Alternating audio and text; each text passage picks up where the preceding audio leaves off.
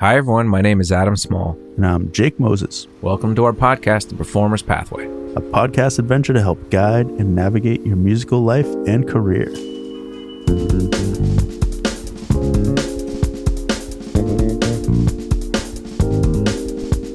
As a prelude to every episode, we like to remind our listeners that this podcast is about the other side of the musical coin. One side, which you see a lot at our website, mymusicmasterclass.com, is what to do in the practice room. And the other side is how to maximize your talent and skills in the real world, and that's what this podcast is about. Also, if you have a few extra seconds to spare, which is technically only 3 beats at 60 BPM, please subscribe to our show on your podcast app of choice and rate us 5 stars. You can leave a comment about absolutely anything too. You know, that small act of kindness will really help us expand our audience and continue to create new episodes. And lastly, word of mouth is always super helpful. So if you like what you hear, please tell the world. Before we get started here, though, I want to mention our monthly guidebook workbook called The Motivated Musician. It's geared towards serious musicians, and it offers challenges, exercises, professional advice, and more to help keep your musical life and career on track. Also, as an extra perk, members get exclusive discounts from My Music Masterclass. And if you want to learn more, go to mymusicmasterclass.com, hit the subscribe link in the header menu, and you'll be good to go. That being said, let's trek further down the path of floodgates. Floodgates. Yeah, that's Where's actually the dam? That's Bill Gates' daughter, actually. Oh yeah, I mean, if he was like a rapper or something or an actor, he would probably name her Flood or some shit. Yeah, exactly. Some whack out name. Whenever I get mad at my PCs, I'm always like, "Fucking Bill Gates. He makes a better door than Windows." I mean, he seems to give a lot of his money to charity. It doesn't seem like such a bad guy. I just fucking hate Windows. I'm with you. So our economy is based on supply and demand, right? And there are many times this actually works like it should. Like in our case at My Music Masterclass, we supply musicians with masterclass videos from badass cats from all over the world because there's a demand for it, right? There's a demand of musicians that want to learn from, their heroes or whatnot. And we provide that, without doing the basic guitar lesson stuff or the basic music stuff. We try to cater to a more serious demographic, and that is you. Now, if in the future people stop wanting to purchase from us, the demand is gone, right? And so the supply will die down. I mean, we wouldn't be able to survive. It's especially true also with our model because we give the musicians the majority of the proceeds, which we've said before on this podcast and on the site. And so we don't have a lot of wiggle room, like some evil corporations like E Corp have. Does E stand for evil? Well, in Mr. Robot, you never watched that? I mean, I never finished it, and it's been like years. Dude, it's awesome. Anyway, this is one of the biggest problems we face as working musicians. There's a much bigger supply of musicians than there is a demand. And this is pre-COVID I'm talking about.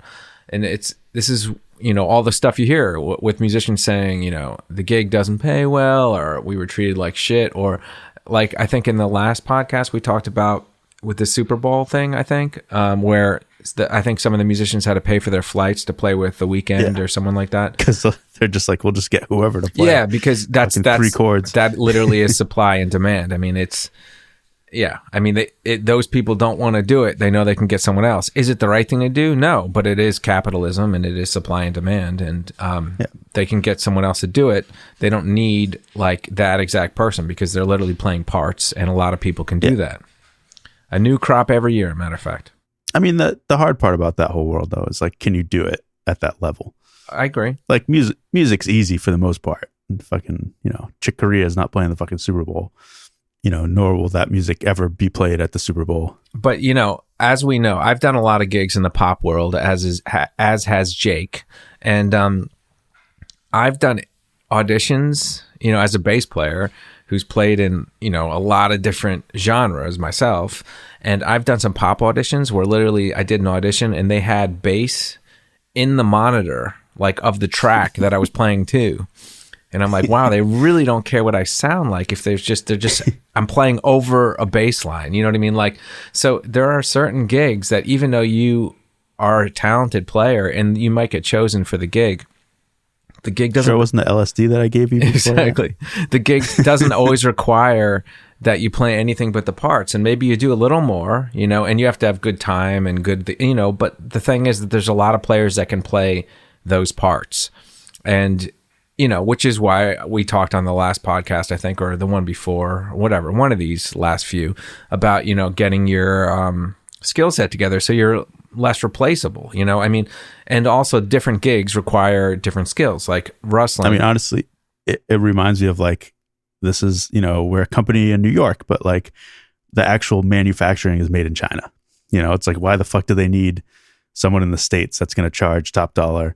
You know what I mean? It's like my sister just found out recently that her like Dutch oven that she only bought because she thought it was made in the USA. Dutch oven? If you actually look at the thing, it's made in China. And she's so pissed because she was like, you should buy this one. It's made in the States. And I looked it up on Amazon and everybody was so mad that it was made in China. They were like, the only reason I bought this. But it's true. It's like, why are you going to, go like get some badass New York giant manufacturer, like boutique shit to just do something that like a huge warehouse in China can do for way cheaper. It happens all the time. I mean, capitalism. It is capitalism. And it's also, I mean, I want to talk about the unions in a minute, but I mean, this is also why some orchestras, or I mean, some people go to the Czech Republic or other countries, not companies, other countries to hire orchestras because they don't want to pay union fees. It's crazy. I mean, and that's a lot of money too. It is, but it's also what happened if you look up like what happened with Bethlehem Steel, in the steel industry. Man, I went there. I love that place. Yeah, but I know I played it too. We opened for Steely Dan. Amazing. Yeah. Shit, man, I didn't know you were there. It's one of my favorite venues. Yeah, with Sam Yahel, we did that gig with Steely Dan. I grew up in Jersey originally, and we knew about Bethlehem and what happened, and like it didn't get revived. Half the country. Yeah, for a long time, like that Golden State Bridge, fucking. But agree, half of New York. But what happened was with them was that they were producing steel for everyone, and then it turned out that I think it was Japan. You have to fact check me on this if you want, but I believe that people were able to get Japanese steel shipped on ships for cheaper than we could make it in Bethlehem Steel, or that we would, that the people would make it there for, and it put them out of business. I mean, I think that's insane that you could make steel somewhere and ship it on a barge that far away through customs and like all the import taxes and everything, and it's still like a hell of a lot cheaper. Anyway, that's what happened. But let's move on. Just a little more about this before we break it into the whole music thing. I mean, when you see employees picketing outside of a superstore, like I don't even want to name one because I don't know who's in trouble at the moment. But when people are on strike and and they're letting the world know about the issues they're having with pay or healthcare or treatment, it's a big statement, right? And anyone that goes to work in that strike that crosses that picket line is called a scab, right? Which is derogatory. It's got a bad connotation, and you don't want to be a scab typically, Yeah. I mean, mean, like bass player, it's got the same kind of. Now, what the fuck? I almost just went right by that, and now I'm mad. All right. Anyway, I'll get you back. But anyway, a strike is organized, and it's a way to tell a company or the government, if you're striking, for a federal cause or something like that, like the post office has gone on strike, a lot of whatever, it doesn't matter. It means you want to be treated more fairly, right? And it's your leverage. Yeah, you're letting people know. Yeah, and it's the only way. This is a problem. Yeah, and apparently talks have broken down, and it's your way to leverage the situation. You're like, I'm not working, and no one is going to work until we settle out this difference. All right. It always sucks that it can get to that point. It's just like they obviously just don't care. Like no one's listening in the company. So you got to blow it out and make it a thing. Usually all they want to do is have talks and discuss shit. Like I just want things to change, It's so depressing that it always has to come to that. Yeah. And this is kind of where I want to bring it back to music, because we as musicians don't really have that kind of leverage. We don't have any kind of organized or unionized protests that we can do, or that we have done. We do have music unions, but many of us are not a part of them. I mean, typically the only people that benefit from them are people that do work for television or film, like the session players, the Broadway musicians, orchestras and stuff like that. But like the normal person doing gigs, even playing with huge artists, like never touches a music union. And, you know, if you do television stuff, like you're on a talk show or blah, blah, blah, like, yeah, there's union stuff. But again, we don't have that kind of organization that comes with, you know, everyone saying like, we're not getting paid fairly. Possible. No, right. You know what I mean? It's like people don't even give a shit that we exist until if we just didn't exist, and there's no way to make that happen. Yeah. So if you're playing with an artist and getting paid super shitty, and like they're terrible to you, or their management is horrible and you're treated poorly, like you can just quit and tell everyone and tell the world how terrible it is, and someone else is going to take your place that day probably. And if it's a well-known artist, like they'll come right to it. There'll be some young crop that'll, you know, some people that'll come in and they won't be considered a scab. That's kind of what I'm getting to. It's like, there's no bad connotation for being considered good business. Yeah. Good job. Yeah. For the next person taking the gig, like they're never considered like, oh, that person sucks. That was like, whatever, dude, you know, like sloppy seconds, you know what I mean? Like, fucking, yeah. It doesn't work like that. I mean, you're just a person that got the gig, and you know, you're probably super psyched to have it, and everyone will congratulate you. You don't even know that happened at all. No, you're not even aware of it. Right. You know, when we talked about Ruslan Sirota and his post about the Super Bowl, and when he was talking about what he did, I don't know if I brought this up in that episode, but he said that when he played with Josh Groban, it paid a lot better than, you know, for instance, The Weeknd or Britney Spears or anyone that's a pop artist, Katy Perry or something like that. Because, and not that though, I don't know that the specific pay of those groups, so don't get me wrong. Like Katy Perry might treat her band awesome and pay them really well. I don't know that band. But what I'm saying is that when you get to like more of the general pop gigs that you're playing the tracks and stuff like that, typically it varies. It's very, very dependent on the management and sometimes the artist has very little to do with it.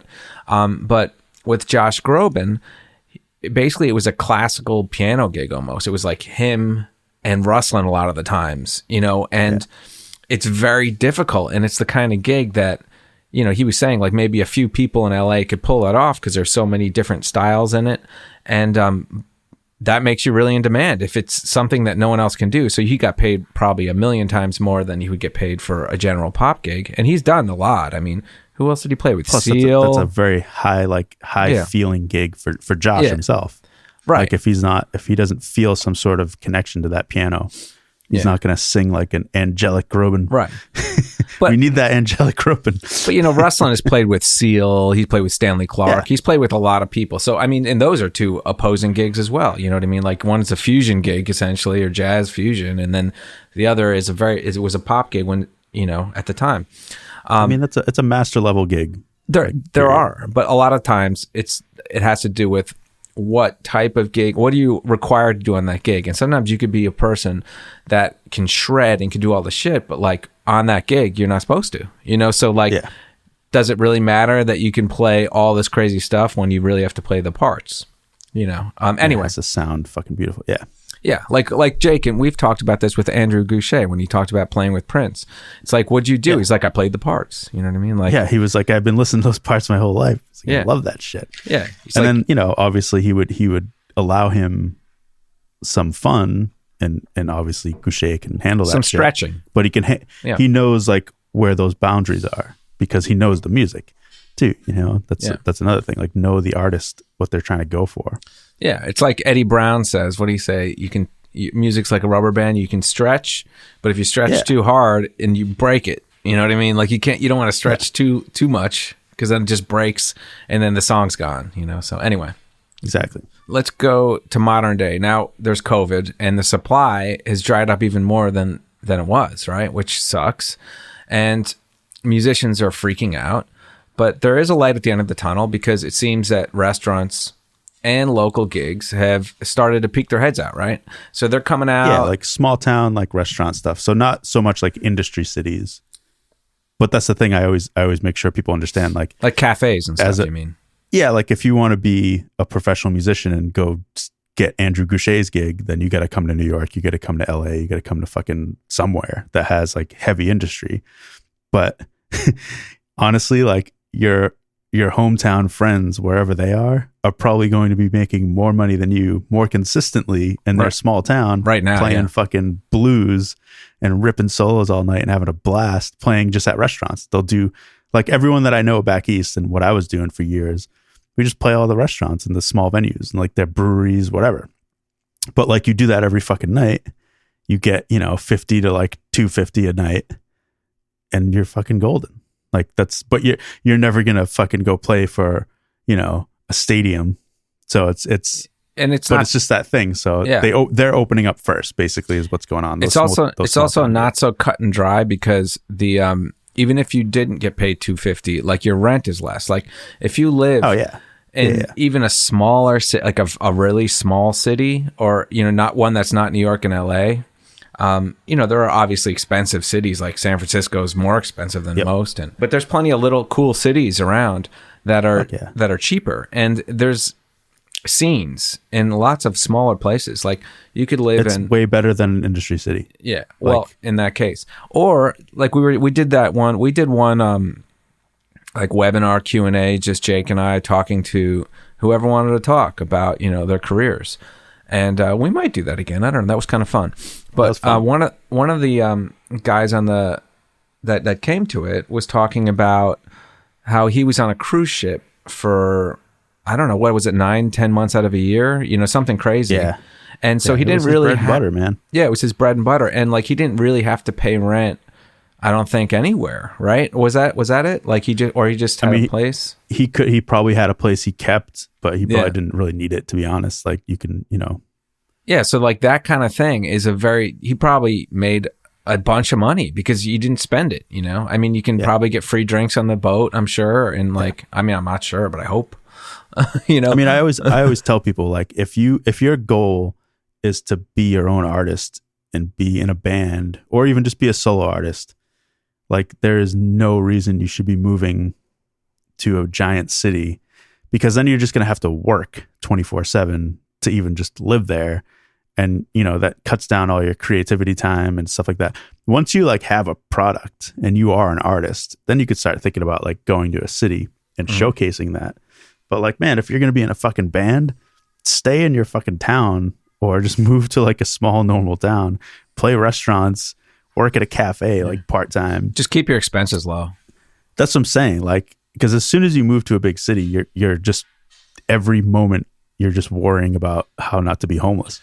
Yeah, and when you're ready for that, like, that's what you have to do. So that is the step you need to take. You need to be like, all right, I have exhausted my opportunities in this smaller fish bowl, and I need to go to the bigger fish tank, you know, or the ocean. You have something to bring to the fish tank. Yeah, and then you're the badass, you know, new musician on the block, as opposed to like learning on the scene, which is really tricky to do in New York. I mean, you really kind of, it's like, what did Mike say? Mike Moreno kind of said it really well on the episode. We did the podcast with him, and he said that Mike was already a beast by the time he got to college. Right. And that's what he says to people. People don't realize that. They say that he said that he tells people that you need to learn how to play it like before you get to college, and then you can hone what you're doing there, but you really should be good by the time you get to college, because otherwise you're not really getting the most out of the experience. Because people, I mean, if it's not like you meet someone, you go play with them. Yeah. You know? And it's not like a normal, I don't know if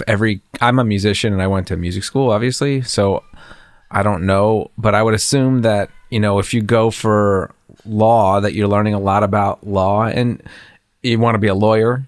And with music, you obviously learn about music, but you're definitely not starting from the beginning. And maybe people that are going to law school, they don't know a lot about law before they get there.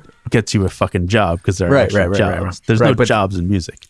You know what I mean? We're musicians. Like, if you go to law school, you get A's, you're going to get a fucking job, period. That's why, like, if you don't go to music school to like learn quote unquote music, you go to music school to like play and get relationships. That way you have a better chance of getting paid work. And also it's good to set your roots somewhere. I mean, if you're not in a, like, when I went to school, I went to Manhattan School of Music because I wanted to, you know, I was in Jersey and I wanted to make the move to New York.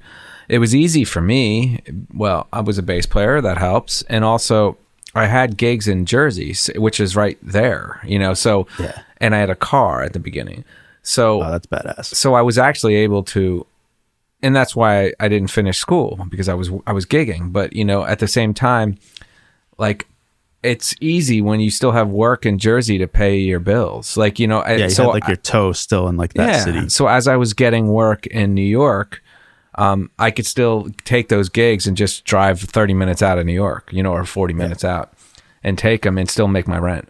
And of course, at that point, my rent was cheap and I had no expenses, except for I had a really shitty used car, and I was, just eating rice and beans, whatever. So to kind of go back into this whole perspective, we can't only think of everything through our lenses. I guess that's the best way to put it. Many musicians get in the habit of thinking that everyone is out to screw them, and they're getting treated badly by people who are making all the money, right? So like there's like these figures that have all everything, like there's the cartoon of like this greedy definitely happens. Yeah. No, and that definitely happens, of course. But like it's not always the case. Now, in some cases it's obviously true, right? So if you're playing with the famous pop act and you're getting paid shittily, and you're right, that sucks. And the person at the top, whoever it is, like Ariana Grande or whoever it is. And, again, I'm not saying that she pays shittily. I don't even know her. But if you'd assume that the star would be getting money, and you're not. I need at least a grande a week. Exactly. For these gigs. Oh, I hope more than that. Jeez. It better be more than a grande. Yeah, but it wouldn't work any other way. I can't say two grande. You could. That would work. I guess I could. Yeah. Damn. Anyway. I lowballed my own joke. But again, I know. But again, this is what we said with the whole thing before about Ruslan, and when he was talking about the Weeknd and the Super Bowl. This is supply and demand. And in this case, though, with local gigs that we're kind of talking about now, when things are opening up, we have cafes, we have bars, we have like smaller jazz clubs, or even the bigger jazz clubs that are opening. We need to realize that these restaurants and bars have been taking a massive hit in this last year. And the money probably won't be the same for the musicians until the whole system proves to work the way it used to. That means that people need to come out to hear the live music, and they need to pay for things at whatever establishment this is. And if that happens, well, let me say, if that doesn't happen, music won't be prioritized, right? So we need to work with the business owners and have compassion for the whole process. And I'm not sure what that means exactly, but I would think that there'd be some kind of negotiation and a feeling out phase, and there's different levels too. Like, know where you're playing. If you're playing at like the fucking Blue Note, that's a company that makes their money from music. Like, it's a music venue. If you're but more like restaurants, like places that basically they could go on without music, or a bar. Music's not like the whole reason why they exist. Yeah. Cause like you're going to see right now, I've already started to see it right now, is like the bait, kind of like the restaurants have to bait people back in. So you'll start seeing like, okay, drinks are half off with food. If you get food, like just come back, basically, is what you're going to see a lot with restaurants or restaurants/venues. So like they're scared shitless right now. They're scared no one's going to come back. They're scared they're going to be a hub of COVID where they open and it gets too busy and everyone dies. Yeah, super spreader. They're just it's a scary process right now for them. So you have to just remember, like, they don't know your world. Like they might open up their booking and be like, hey, we're going to start taking musicians back. And then they're just going to get flooded with phone calls and it's going to get chaotic. So that's kind of what we're talking about, like this process. Yeah. I mean, we need to be cool. We need to be patient, and we need to understand both sides of the fence, right? So we as musicians should want to help build the audiences up at these venues to help get them back on their feet so that like we can get back on our feet too. Now it's a symbiotic relationship. And you know, we've talked to Bruce Foreman, said it the best when we talked to him on a podcast which you should always check out, or you should check out if you haven't heard it. It's really, really good. And he talks about how us musicians, or we musicians, need to start doing more of our own gigs, meaning that we need to book, what was it? House parties. I mean, house shows, right? House concerts, things like that, like renting out our own venues, doing things like that, not just being employed by a bar or a restaurant or someone who has a lease. And, if we're complaining about the pay or blah, blah, blah, if we're the ones that are responsible for bringing people to an establishment, well, why don't we make our own establishment? Now, that is always possible. That's all still there. It's all still there. But you could also still do that, like benchmarking kind of off of a venue right now. You can create a vibe. You can be a part of like that. That's another thing that like might start happening, is you might get like a different sort of cross promotion. Like usually when you book a venue or whatever, like you do your promotion, like the club does theirs, you do yours. But I feel like we might be entering a little random phase of like you work together in a different way and almost like create a vibe for your music. Like almost like, we're borrowing the venue tonight and we're going to make it almost like we would make a live stream, because that's what people have been doing for a year. So I don't know. There might be like talk to these people and be like, how do we do this? Should I like personally invite people? Should we live stream it? Should we like it's going to be, I think some new shit's going to come out of all this process. Yeah. And be polite, work with them. And now, like, more than ever, the whole thing with the venues saying you guys need to bring people to the club, and then the musicians being like, well, we're playing for this, or we're playing for free, or we're playing for less money than we want. Like, we have to see this through a new lens now. I mean, it was already a broken relationship. It really was. It was already a broken relationship, and now it's really like, I mean, I've talked to musicians where we just talked to Will Vincent, actually, and he talked about being an alto player, and that, the first musicians to be called are like a drummer and a bass player, and like either a guitarist or pianist, and then maybe a horn. If there's a horn, it would be a tenor. Like, so there's, and it's the same with this is even further. If you want to take that like zoomed out, you can say that like a restaurant needs to make money off of its food and drinks.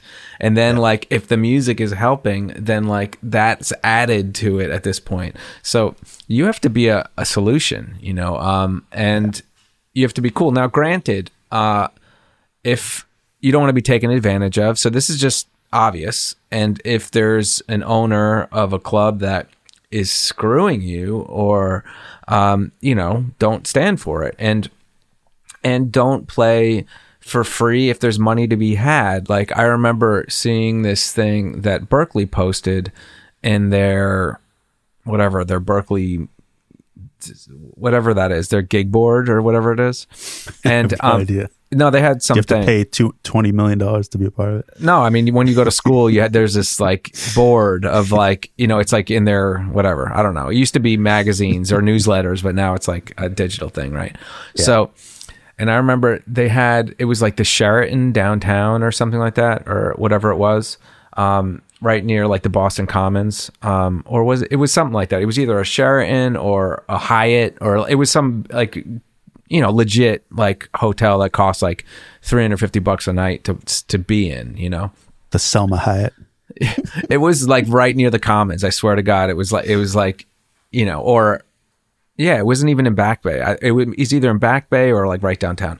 Anyway, that shit's all expensive. My point is that like they posted this thing and they said they wanted musicians to play for like college credit. You know what I mean? It was like no pay, but you can do college credit for it or something like that. Like they were trying to work something out with the school, and I was thinking, yeah, that's cool.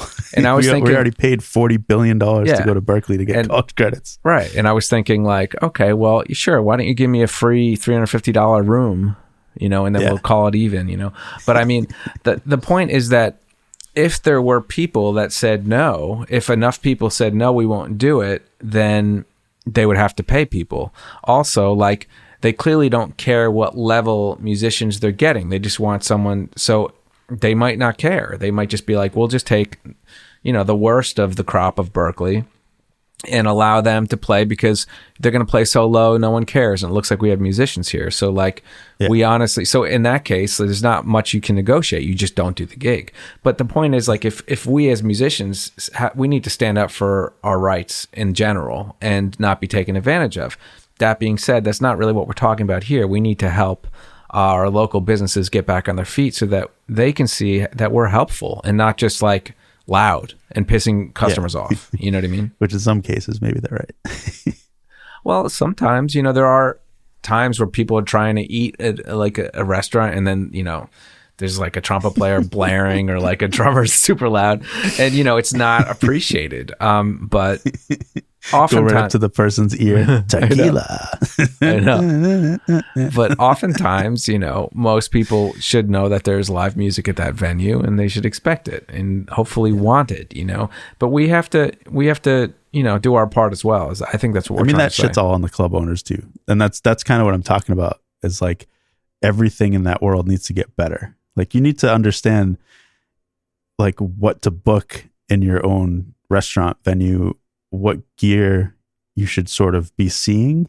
Like, because some singer-songwriters will like bring way too much gear and it's way too loud, and they're like strumming the acoustic guitar like crazy, and it's not very nice. It's like, that's like forcing music on people that are trying to eat. I mean, there's so many, when we talk to a restaurant owner or a music venue owner, we can talk about all that stuff, but like, everything sort of needs to get better. So this was like a reset, I think. But now it's time to like start fixing some shit, because we get to go from the ground up now. Yeah, and then when we're talking about, there's obviously many different kind of gigs. If we're talking about clubs and venues, like they're ready for, there's a sound person there, and they are ready for whatever. They'll probably tell you to keep your sound not too crazy loud on stage so that they can mix it, or all the obvious stuff that they say. But I mean, that's different. That's a music venue, and people likely won't go to those venues. I mean, they're probably dead if there's no music, because they're really built for that. Exactly. We're talking about the coffee houses, the cross between those gigs that are cool to do. Fun things to do. You can try out some new material, get paid, get some good dinner, and those gigs that kind of help the local scenes. I mean, honestly, dude, when you meet like restaurant owners, you can always sort of drag out of them the fact that like when they open their business, always in the back of their mind, they're like, I want to have music someday. Like, that's always part of the dream. Like, we are still very cool. Like, our world is cool to most people. And like, when people go into a business venture in that world, honestly, like they want us to be there. So it's that relationship, I don't think should ever stale. And right. I think like the in-between music venue and just straight up restaurant, like that crossover restaurant kind of bar venue thing, that's like what's going to keep everybody alive to be able to follow their dreams as musicians. Like that's my whole thing. That's something that needs to be so strong. And I think right now we can strengthen that stuff, because, everyone's seen it the past year, is you have like all the restaurants that your friends would play at, they were trying to do like takeout, and they were trying to like be good for everybody. Like, they're following all the rules, they're wearing their masks, they're making posts, and they're like, let's just get through this. Let's get through this. And then all the people that would play those venues would be doing live streams. And like, it was funny. Like, you would see the same people that would be at the restaurant listening to them. They'd come to the live streams. So it's like everything was on pause, and sort of like, I can't wait till we can go do this at this restaurant again and go back to like our fun Friday night or our fun Tuesday night. So like that's a big thing. Like, it's small potatoes, quote unquote, but that's like the bread and butter and blood of like an artist's life. So that's kind of what we're talking about. Let's protect that, and let's work together and make this shit happen. Yeah. Yeah. And another thing to realize is that there's going to be a ton of people trying to get gigs at the same time as soon as the floodgates, which is the name of this episode, opens, right? Yeah. So whatever venues are remaining, right, left standing, are going to get a lot of calls or emails or texts or whatever, because there are a bunch of musicians stir crazy, maybe completely crazy at this point, and they need money, and they're going to be hunting down. They're shaken, not stirred. Exactly. Shaken, not stirred. And and they have to be patient. Like, all of us musicians have to be patient, and we definitely have to reach out to these venues and try to get in, but it's going to be tricky. So we have to be cool and not be pissed off that there's not like more money, or we're going to have to negotiate this thing and try to work with good people and try to get everything moving. And double check your dates. Like, start the conversation with, hey, like, I'm so glad to hear your voice again. Like, what do we have? Like, how crazy is it right now? Are you going to start doing like 2 or 3 artists a night, or are you just jumping back into like our prior arrangement? Like, just keep things straight. Make it easy for them. It's the same way like you talk about music licensing. You don't go to a freaking music supervisor and be like, hey, dude, I'm the greatest person ever. Like, here's my music, bro. It should totally be on the next episode of Game of Thrones. Like, that's just not how you do shit ever in any business. No. Like, talk to these people. Make it easy for them. And you also have to present yourself as a solution. Like, that's a big thing that I always talk to people about with licensing. It's the same thing. Like, for instance, in licensing, you have this show. I know that you always use this exact type of music. I have that music, and it's a very good quality, So here's I am to save. Just click right on it. Here I am to save you time. It's the same with restaurants. If you're just like, I'm the best, we're awesome, it doesn't mean anything to them. It's like, can you bring people there? Are you cool? Like, or are you an asshole? You have to be amenable. Like, are you going to be too loud? Like, are you supposed to be loud? Maybe you're supposed to be loud. Like, whatever the case is, you have to be right for that venue. Don't just no shotgun buckshot approach to this, like, don't just call every venue and be like, you need music? It's like, what do you do? It's like, we're a heavy metal ska band. It's like, well, we're an Italian restaurant. You know what I mean? Like, plus also, like, dude, we're ones that always preach, find different avenues of work. Call these motherfuckers and be like, do you need someone to book for you? I'm booking for this restaurant. I'm booking for this. I want to take that load off you guys for the next like 3 months until you guys are back fully running. Yeah. Yeah. You know what I mean? Like, I'm going to be your promoter booker. I have 2 other places I can do. You could still go play music, but like, why would you not? Like, if you feel like doing that, why not? Mm-hmm. Like, that could be amazing to offer that to someone. You might save their ass. Like, there's opportunity. And it's, it's good. It could be a good time. Yeah. And also, you're going to need to figure out how America, if you're an American or wherever you are, how you're... Where are you going with this? What is going on right now? America, where are you going? Where are you going with this shit? I'm going here. So no matter where you are, you have to figure out what your country, how they feel about, like, going out in public, right? So if you are going out, and like, is it important for you to not only be vaccinated, but like, tell the club owners that, be like, look, my whole band has been vaccinated. Like, oh, dude, town to town even is going to be different. But that's what I'm saying. It's different. It depends on your local, like what's going on in your town, how people react to this stuff. But like, you have to be understanding.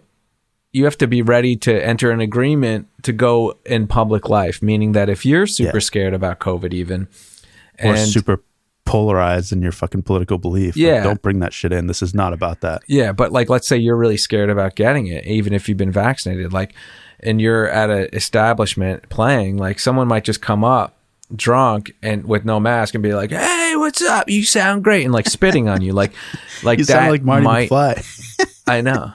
But like that awesome. that could happen. I don't know, but that happens anyway, and people get annoyed by it. Right. They used to happen. That's what I'm saying. Like, so my point is that, you have to be prepared for this. And if you want to go back to this type of work, be ready for what could possibly happen. And, so you have to think all this through. So you're not just taken off guard, and you don't just like freak out in the middle of the restaurant and be like, dude, get away from me, man. What the fuck? Like, you don't want to cause a scene at someone else's establishment. So like, put all the scenarios in your head and, be ready. And if that's something that you want to talk to the owner about, then you say, look, like, what do I do in this case if someone comes at me without a mask? He or she might say like, like we're going to have someone that's addressing that and looking and making sure everyone's in compliance. And don't worry, you can just call out to the door guy or whatever, but that's something you might want to talk about. And yeah, I don't know. It's going to continue to be a touchy subject. So, pick your stage banter and your audience talk. Like, just be careful. I mean, I know no one wants to be in the cancel culture like we talked about last episode, but like you do somewhat have a responsibility. If you're playing venues, you have a live microphone. Don't be like, yeah, look at all you fucking idiots wearing masks. Yeah, Bill Gates is gonna chip all of you with the vaccine. Like, just leave that stuff at your house. Like, just get work. Let's just try and play by the rules. Let's get the shit back. And no one cares about your political views. Yeah, and it's like. We're now in this. We've been in this lockdown for, it seems like eternity at this point, and that's one reason we did do an episode on cancel culture recently. But that's one reason people are so into cancel culture right now. I mean, not into it, like it's a fad, but like that's why so much is happening too, is because like these things are boiling to the top and we don't have that many distractions anymore. Yeah. So it's like, it's not as if these things weren't important to these same people, but a lot of people have less going on. And that's for obvious reasons, because there's nothing to do. You can't just go out to a movie theater or a restaurant the same way you did. And people aren't working. Some people are out of work. Some people are unhealthy. Yeah. There's a lot of shit going on. So like all of us are frazzled. And, this is not a good time to do something or say something polarizing unless you want, that kind of you can listen to the last episode if you want to. But yeah, just keep your priorities. Like, priority number one, let's fix our relationship with venues and restaurants. Let's take this time to like make this bond stronger than it ever was before, because it was already broken. And that we'd be, if the COVID thing never happened, honestly, people were going to go the live stream house concert thing anyway. Like, that's where we were all going. We were all starting to like turn our backs on venues because it was just getting ridiculous. Yeah. But that was because it's just been that way forever. It needed a little, reset. Yeah. So that's priority number one. Let's fucking, we kind of got our dream. Maybe we just got to take it by the hand now and like figure this out. So now's that chance. Don't fucking blow it. So we took there was a great flood and we took two bass players and two guitarists on an ark and two trombone players. And it was a yacht. It was like the guy that owned Spotify. It was his yacht. For whatever reason, he wanted to be cool. He wants to save us. He makes a shit ton of money off of all of us. And then the artists were at like the first level with him. Like musicians cleaning his floors, I'm sure. Because the artists need us. And the fucking the Spotify guy needs us because we're in like the engine room, but it's all right. We hitched a ride. We got through the flood. We're buying his personal shoe shiner or whoever he has. But don't forget, man, we get more enjoyment out of what we do than those cats. We're on a different level. Just because we don't get the money that they'd have, we get the real shit that music provides. But yeah, you're right. I mean, this was a cleaning out or a reset, And you're right. It was broken. It was broken. It was so because broken. Musicians were very, pissed off at pretty much the establishment for not being paid. And we're right. Like, I could advocate that a lot of the times, especially with streaming services, I mean, there's no way to put it. We're getting totally screwed. But, so live venues is the way to make money now, or education, or, you have to find another way, right? Now, live... that's gone. So because of COVID, so it's clearly a different situation, and it's one that's stacked. It's taxing us and it's difficult.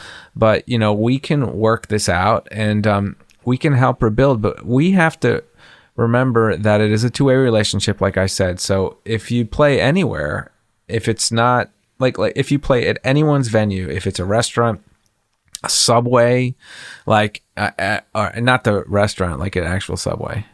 I don't think that the restaurant has music. Which would be worse. I mean, you could busk outside of a Subway. Be like, dude, I played in the Subway. It's like, where'd you play? I played on that one table. Well, they had to move it. Yeah. The one table that was there, I played there. It'd be like, what'd you get? I got a free falafel wrap. Oh no, not the Subway falafel. Oh no.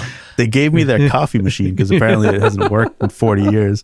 If you've ever gotten coffee at Subway, it's so raunchy. Yeah, it's so raunchy. I remember asking him, like, do you guys even have coffee? And like people started popping up out of the corners like, oh yeah, you want one? I was like, oh shit, this is going to be bad. Yeah. They like plug it in the back. It's like, it's like, is it supposed to make that noise? It's like, people were so happy. They wanted to see how this thing worked. Oh my God. Well, I mean, but yeah, like regardless, you know, we need to, as musicians, be able to give back and show people why music is important, not only for vibe and ambiance, but also because we bring people through the door and people want to see us. So we have to do our job promoting ourselves, just like we've been doing in this period, and bring that to other venues. And if you're not interested in that, then we can continue to make our own venues and maybe like, you know, pool with other musicians. This is something we can do an episode about.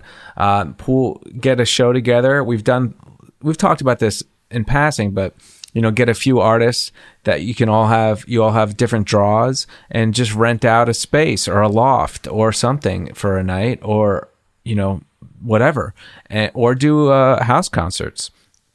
But I mean, all this stuff is still about you bringing people through, because if you're renting a space, you're the one, your ass is on the line for that rent if no one comes. So it's dependent. However you can make the most money, you make it work. And on that note, I think we've said enough. Yeah. All right. Rock on. See ya.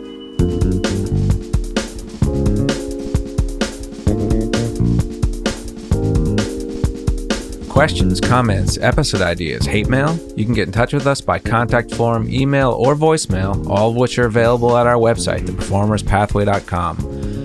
If one of your questions or topics makes it into the podcast, with your consent, of course, you'll receive a shiny new $10 gift card for use at mymusicmasterclass.com. That's our sister website, which contains over 600 original educational videos from your musical heroes. So we look forward to hearing from you.